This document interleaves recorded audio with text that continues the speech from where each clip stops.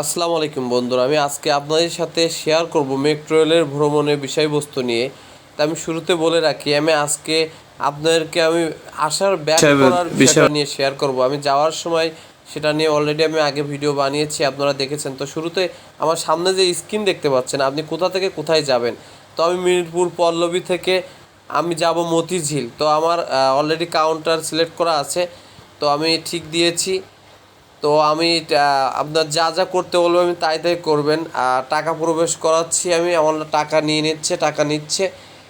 তো টাকা নেওয়ার কাউন্টার আলাদা আছে, সেখান থেকে টাকা প্রবেশ করাতে হবে এবং আপনাকে ওয়েট করতে হবে। আপনাকে যে কয় টাকা চাবে সেই কয় টাকা আপনাকে দিতে হবে। মেবি ভাঙটো ছিল না, ওই জন্য নিচ্ছিল না। তো আমি যখন 10 টাকার নোট, যখন 200 টাকার নোট দিয়েছি, তখন আমার 200 টাকার নোট নিয়েছিল। পরবর্তীতে মাঝে মধ্যে কিছু সমস্যা হয়, যেটা আসলে আমাদের ভুলের কারণে, যার কারণে পরে নিতে চাচ্ছিল না। তো পরে যখন নিচ্ছিল না, তখন পরে আমি আবার বাতিল করলাম। বিষয়টা বাতিল করার পরে নতুন করে আমি আবার নতুন করে সিলেক্ট করেছি। বাতিল আগে বিষয়টা বাতিল করতে হবে, যদি না নেয়। সিলেক্ট করেছি এককভাবে। সিলেক্ট করার পরে মিরপুর পল্লবী দেওয়া আছে এবং মতিঝিল কাউন্টার ঠিক আছে। তারপরে আমি টাকা নতুন করে আবার দিচ্ছি, 200 টাকা ঢুকিয়ে দিয়েছি। তো 200 টাকা ঢোকার পরে আমার ওর টাকা কিন্তু প্রসেসিং হচ্ছে।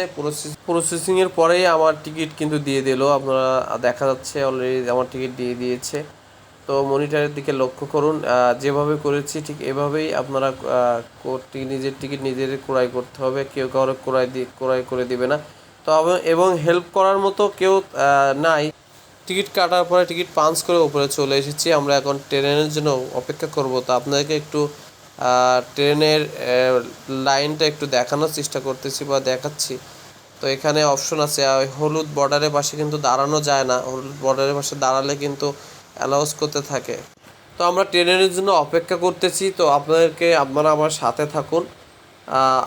আমি এখন আছি মিরপুর 11 কাউন্টারে। এখানে আমি ট্রেনের জন্য অপেক্ষা করতেছি বা অপেক্ষা করব ট্রেন আসার আগ পর্যন্ত।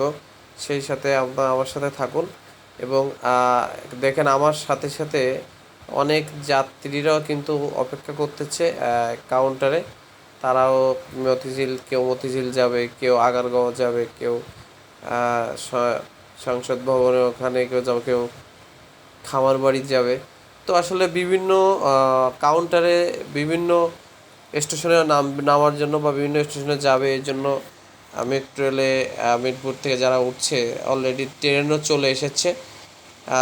দেখতে পাচ্ছেন অলরেডি ট্রেনও চলে এসেছে। তো আসলে মেট্রো রেলের ভ্রমণ করাটা অনেক প্রশান্তির। এই এই গরমের ভিতরে যখন মেট্রো রেলের ভিতরে প্রবেশ করা হয়, তখন আসলে অনুভূতিটা অন্যরকম অনুভূতি। তো ট্রেন কিন্তু চলে গিয়েছে, চলে এসেছিলো আমাদের ট্রেনটা এখনও আসে নাই। তো মেবি আমাদের ট্রেন এখনই আসছে। এর আগে যেটা আসছে ওটা হচ্ছে আমাদের না, বা আমাদের আগের ট্রেন। তো আমরা গেট ওপেন হয়ে গেল, আমরা ভিতরে প্রবেশ করলাম। ভিতরে আগের থেকে বিভিন্ন যাত্রী উঠেছিল, বা আগের থেকে বিভিন্ন কাউন্টার থেকে যাত্রী এসেছে, উত্তরা কুড়িল বিশ্ব রোড থেকে। তো মেট্রো রেলের ভিতরে আমি উঠে বসার জায়গা পেয়েছি, মেবি বসার জায়গা পাই নাই।